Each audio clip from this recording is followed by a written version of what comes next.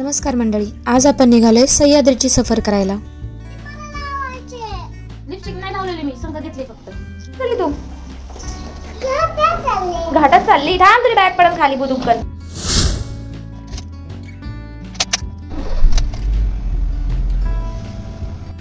निघालो का आपण?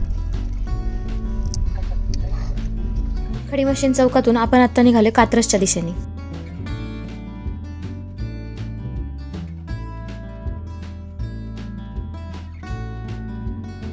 कात्रजच्या चौकातून जुन्या बोगद्याच्या दिशेने आपण चाललोय. रस्त्याच्या मधोमध चाललेली 2 गायींची झुंज बघायला मिळाली. कात्रजच्या जुन्या बोगद्याला प्रारंभ. बोगद्यातून जाताना लहानपणीची खूप आठवण येते. बोगद्यातील अंधार बघून खूप मोठ्याने ओरडायचो, मज्जा म्हणून. आम्ही तर ओरडायचो, तुम्ही ओरडायचात का? कमेंट मध्ये नक्की सांगा. खेडशिवापूर टोल नाक्यावर आलोय आणि टोल देऊन आपण आता पुढे निघतोय. टोल द्यायला हरकत नाही, पण त्याप्रमाणे सोयी सुद्धा गव्हर्नमेंटने व्यवस्थित प्रोव्हाइड केल्या पाहिजे आणि रस्तेही सुस्थितीत हवेत. अरे वा, आपल्या या प्रवासामध्ये वरुण राजाचंही आगमन झालंय. आता सकाळच्या नाश्त्याची वेळ झालीये आणि पोटातले कावळे आवाज द्यायला लागले. त्या कावळ्यांना शांत करायला आम्ही थांबलोय सह्याद्री वडेवाले इथे नाश्ता करायला.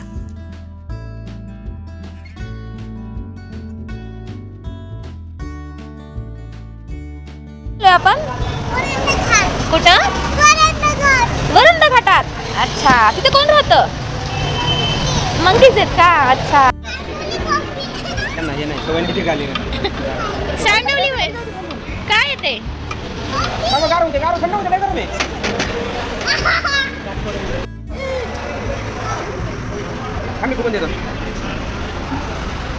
वास घेऊन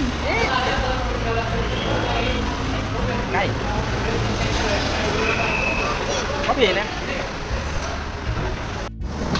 थँक्यू. कसा आहे चहा?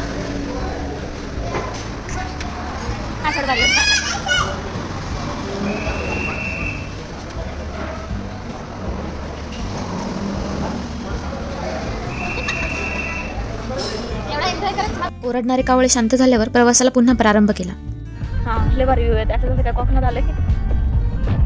हे आहे दादा कोंडकेंच्या इंगवली गावाचं प्रवेशद्वार. यालाच लागून आहे नेकलेस पॉइंट.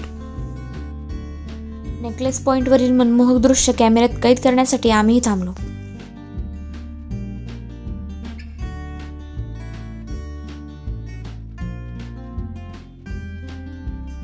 इथेच एका कलाकाराची भेट झाली आणि त्यांनी आम्हाला अक्षर गणेश रेखाटून दिला. गणपती बाप्पा बनवायचं सांग.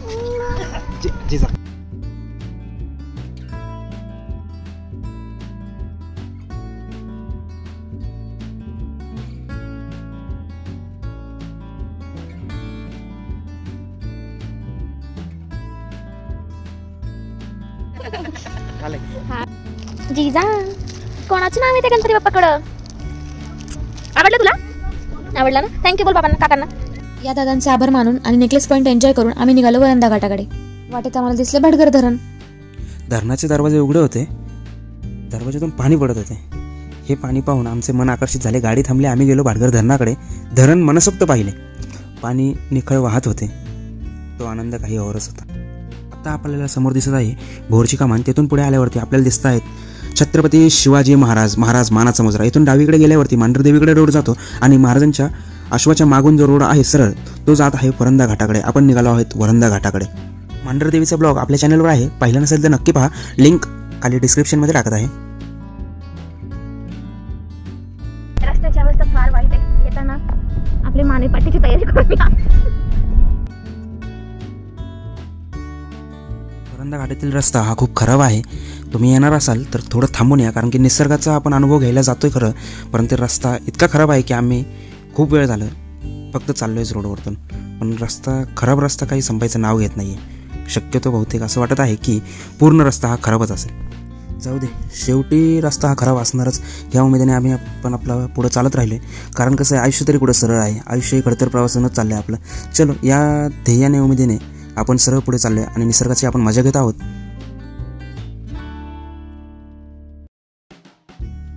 हे आमच्या तात्या, हा आमचा माणूस चार्जिंग मोडवर झोपलाय आता. हे मंडळाचे अध्यक्ष. चाललोय आता आम्ही. हे आमचं मंडळ. नुसतं सेल्फी कॅमेरा ऑन करते आणि हसते. बाहेर बघायचं सोडले आणि नुसतं फोनचं सेल्फी कॅमेरा ऑन करते. अगं बाहेरचं व्ह्यू घे गे. हा वाव, स्वामी समर्थ महाराज की जय.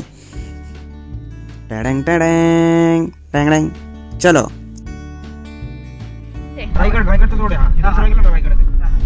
नाही ते धरणाचं नाव मी बघितलं होतं दिवशी मॅपवर, मला लक्षात नाही आता काय. आपल्याला समोर दिसत आहेत ते धरणाचं पाणी. ते धरण आहे नीरा देवगड डॅम. इथे आपण थोडा वेळ थांबलो आणि आता पुढे निघालो आहोत. रस्त्याचं वर्णन जेवढं शब्दात करावं, जेवढं मनापासून करावं, जेवढं पोटातून करावं, जेवढं ओठातून करावं, जेवढं डोक्यातून करावं तेवढं कमीच. कारण खराब रस्ता काय आपले साथ सोडायचं नाव घ्याय ना. चालायचं. चला. आमच्या मंडळाने कॅमेरा आणि ब्लॉगिंगची सूत्र आत्ता माझ्या हातात दिलेत आणि वर्णन मला करायला लावले. त्यामुळे आता काही नाईलाज असतो मी करतोय. ते जरा निवांत निसर्गाचा अनुभव घेत बसले. मग अशी बोललो ना मी, नुसतं सेल्फी कॅमेरा ऑन करते आणि हसते. त्यामुळे तिने सगळं माझ्याकडे दिलं आहे. म्हणले करा आता तूच फक्त.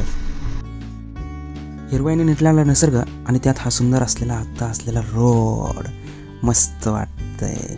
आला खराब रस्ता आला. त्या रस्त्यावरती गाडी चालली आहे डागा मागा. रोडबद्दल पुढे आता कमीत कमी बोलण्याचा प्रयत्न करू आणि सफरची मजा घेऊ. कारण काय रोडबद्दल किती बोललं ना तरी हे रोडचं वर्णन संपायचं नाही. आयुष्याचा प्रवास संपू शकतो पण रोडचं वर्णन बाप नाद नाही करायचा.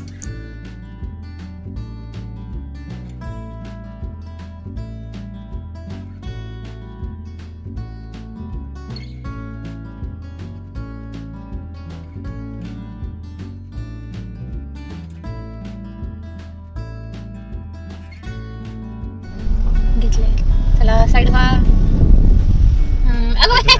ऐकलं तुम्ही. थँक्यू. ब्लॉग कसले येतो.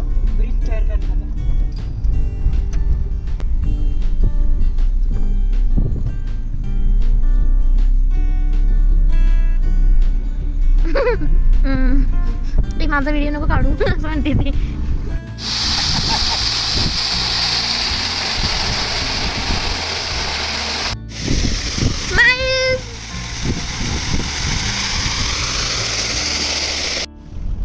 काय करते पपडी तू.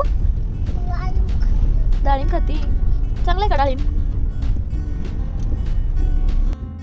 धबधब्याची मजा घेण्यासाठी आपण आता इथे थांबलो आहोत.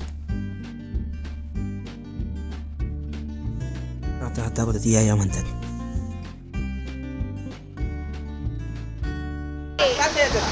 कपडे आणले. तुझे कपडे आणले.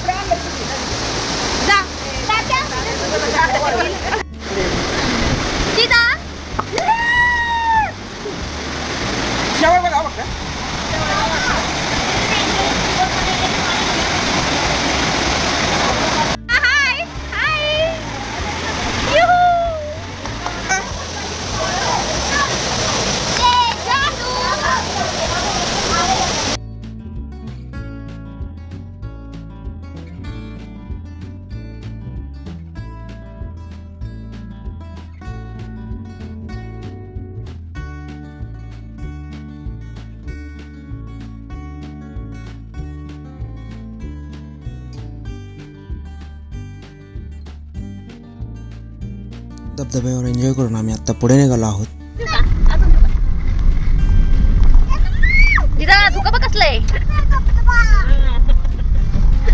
वरंधा घाटामध्ये आपल्याला असे छोटे मोठे धबधबे खूप दिसून येतात. पावली म्हणलं तरी काही हरकत नाही आणि प्रत्येक धबधबा आपल्या मनाला आकर्षित करून जातो. ज्यासाठी आपण हा टास्क केला होता सकाळपासून त्या डेस्टिनेशनपर्यंत आपण आता येऊन पोचलेलो आहोत. म्हणजे वरंधा घाटाचा मेन पॉईंट. खूप वाट पाहावी लागली रस्त्याच्या दुरावस्थेमुळे पण फायनली आपण या डेस्टिनेशनपर्यंत आत्ता आपण आलेलो आहोत.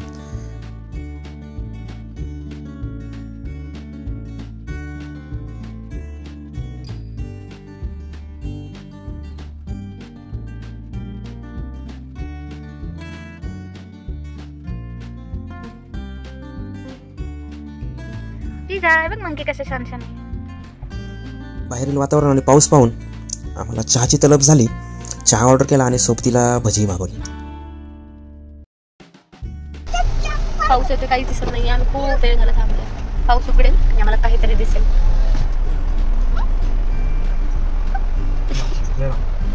वरंधा घाटातील हे आहे वाघजाई माता मंदिर. पाऊस थांबायचं नाव घेईना आणि धुकेही काही हटना. मग खूप वेळ वाट पाहिली आम्ही. 2 ते 3 तास आम्ही याच ठिकाणी होतो. मग आम्ही बाहेर उतरलो आणि निसर्गाचा अनुभव घ्यायला सुरुवात केली. निसर्गाचा आनंद लुटायला सुरुवात केली असं म्हटलं तरी वावगं ठरणार नाही.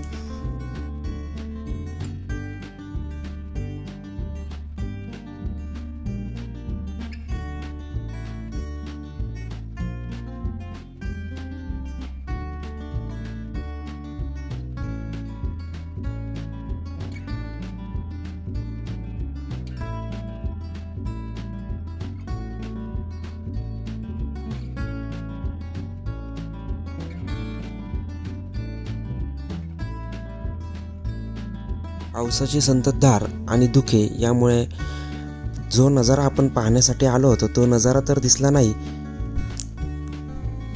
जेवढं दिसतंय तेवढं मनात साठवलं. थोडंसं गावांना दिसते धबधबे.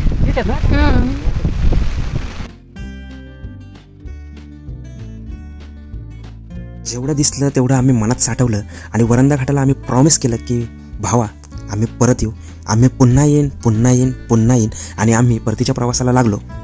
सह्याद्रीच्या कुशीत जगलेला आजचा हा दिवस कायम स्मरणात राहील.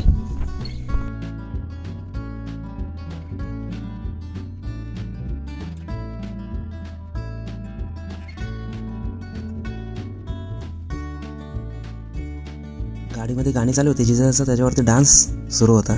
मज्जा मस्ती धमाल चालू होती आमची. फक्त तो आवाज आम्हाला रेकॉर्ड करता आला नाही कारण की गाण्यांमुळे कॉपीराईट येते, त्यामुळे तो आवाज रेकॉर्ड नाही करता आला. रात्र झालेली आहे आणि 7:45 वाजता आम्ही थांबलो आहोत विशाल प्युअर व्हेज येथे जेवणासाठी. जेवण आटपून आम्ही निघालो घरी. फायनली आम्ही घरी आलोय. आजचा हा ब्लॉग तुम्हाला आवडला असेल तर व्हिडिओला नक्की लाईक करा आणि असेच नवनवीन व्हिडिओ पाहण्यासाठी आपल्या चॅनलला नक्की सबस्क्राईब करा. लवकरच भेटू पुढच्या ब्लॉगमध्ये.